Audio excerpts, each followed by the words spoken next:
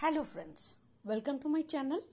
শীত এসে গেছে এবং যেই প্রবলেমটা ফেস করছি আমরা সবাই, সেটা হচ্ছে ফাটা ঠোঁটের। ঠোঁটের 3 রকম প্রবলেম হয়: চ্যাপিং, চামড়া উঠে যাওয়া, স্প্লিটিং, ফেটে যাওয়া, এবং সবচেয়ে শেষে ব্লিডিং, রক্ত পড়া। কি কি করা যেতে পারে তার জন্য? সবসময় একটা লিপ বাম ক্যারি করবেন, লিপ বামটা লাগাবেন 2-3 বার। ঠোঁট অনেকে চাটেন, ঠোঁটটা চাটলে কি হয়, ওই জলের জন্য, জলটা যে লেগে গেল তার জন্য আপনার ঠোঁটটা আরও শুকিয়ে যায়। বেশি করে জল খাবেন, তাতে আপনার ঠোঁট ভেতর থেকে হাইড্রেটেড থাকবে, তার ময়েশ্চারটা রিটেন হবে, ময়েশ্চারটা থাকবে। হেলদি ডায়েট খাবেন, ফাস্ট ফুড, জাঙ্ক ফুড কম খাবেন, এতেও তাই, ভেতর থেকে আপনার ঠোঁটের ময়েশ্চারটা থাকবে।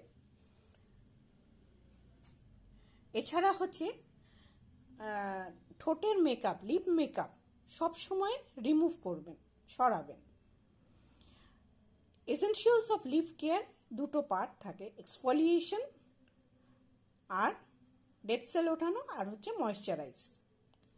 Simple way to exfoliate lips একটা করতে পারেন, আপনি কোনো লিপ বাম লাগান, তারপর বা রোলিং লাগান, তারপর টুথব্রাশ দিয়ে উঠিয়ে দেন। তারপরে হতে পারে আরেকটা ভালো এক্সফোলিয়েশন, সেটা হচ্ছে চিনি আর লেবু মিশিয়ে ওটা দিয়ে এক্সফোলিয়েট করা। আরেকটা হতে পারে মধু আর চিনি দিয়ে, চিনির মধ্যে যে একটা খসখসে ভাব, সেটাতেই আপনার এক্সফোলিয়েশনটা হয়ে যাবে। এবার হচ্ছে কিভাবে লিপ ময়েশ্চারাইজ রাখবেন: petroleum jelly, Boroline, lip balm, ভালো কোম্পানির লিপ বাম, এগুলো আপনি ইউজ করতেই পারেন। এছাড়া অ্যালোভেরা থাকলে, অ্যালোভেরা প্লান্ট থাকলে আপনি ওই অ্যালোভেরা জেলটা লাগাতে পারেন। এছাড়া ভিটামিন ই ক্যাপসুল, সেটা ভেঙে ওটার যে ইনগ্রিডিয়েন্ট আছে, জেলিটা আছে, ওটা আপনি লাগাতে পারেন। এছাড়া আরেকটা করতে পারেন, সেটা হচ্ছে হানি বা মধু, খুব ভালো ময়শ্চারাইজিং এজেন্ট, ওটাও লাগাতে পারেন।